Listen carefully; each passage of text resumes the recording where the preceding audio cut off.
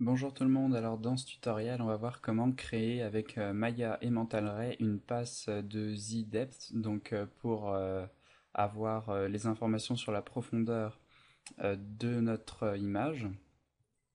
Donc ça va être assez simple. Donc là j'ai une scène basique avec des sphères, donc avec des sphères en premier plan et des sphères en arrière-plan pour bien avoir cette notion de profondeur. Donc scène basique avec un Mental Ray Sun and Sky, j'ai augmenté un petit peu la qualité pour enlever l'anti-aliasing, j'ai monté ça à 2 pour avoir quelque chose de plus lisse, et c'est à peu près tout ce que j'ai fait dans cette scène. Donc pour créer une passe de Z-Depth, on va aller dans les render layers ici, et on va créer un nouveau calque, donc on va le renommer Z-Depth, voilà.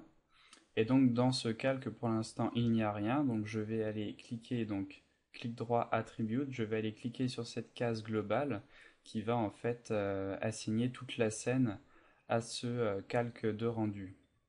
Donc toute la scène va être automatiquement inclue dans ce calque. Donc cette fois-ci, je retourne encore une fois dans les attributes de ce calque de rendu. Et dans les presets, ici, on a Luminance Depth. Donc je clique sur Luminance Depth et là, j'ai automatiquement un Surface Shader qui s'est créé. Donc si je viens dans mon Hypershade, je vais rafraîchir cette portion donc en revenant dans Texture et en revenant dans les matériaux, donc puisque je n'avais pas ce Surface Shader d'afficher, donc je devais rafraîchir. Et on voit donc si on fait clic droit Graph Network, on voit que c'est un petit peu plus compliqué que ce qu'on a l'habitude de voir, donc tout est créé automatiquement pour nous. Et donc si on vient cliquer sur ce Surface Shader et sur ce Set Range, donc on peut y accéder aussi en cliquant sur le Surface Shader et en suivant la connexion de la couleur, on arrive dans le set range qui va nous permettre de contrôler notre passe de z-depth. Donc là, si on fait un rendu pour l'instant, vous voyez que c'est blanc. Donc les rendus en z-depth aussi sont très rapides ils sont faits avec le Maya Software et non Mental Ray, donc ça va être très très rapide à faire. Mais donc là, le problème, c'est que c'est complètement blanc. Donc ce qu'il va falloir faire, c'est diminuer un petit peu cette valeur de min et augmenter cette valeur max. Donc je vais par exemple baisser cette valeur à 0.5 et augmenter celle-ci à 5. Par exemple, pour commencer, je fais un rendu et voilà ce que j'ai. Donc là, ça commence à devenir un peu plus sombre, donc un peu plus gris. Donc je vais continuer sur cette voie, je vais réduire à 0.1 par exemple. Je refais un rendu et là, vous voyez qu'on commence à avoir quelque chose de mieux. Donc je vais continuer à changer ces valeurs.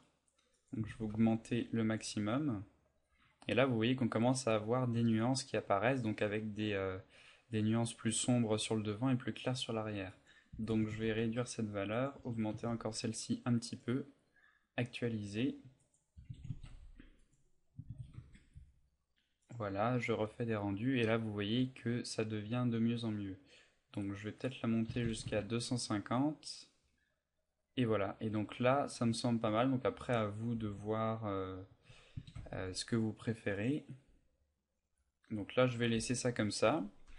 Et donc voilà très facilement comment créer une passe de rendu. Donc après sous Photoshop, Nuke ou autre, vous pouvez passer à cette passe de rendu pour faire un effet de flou et donc de profondeur de champ.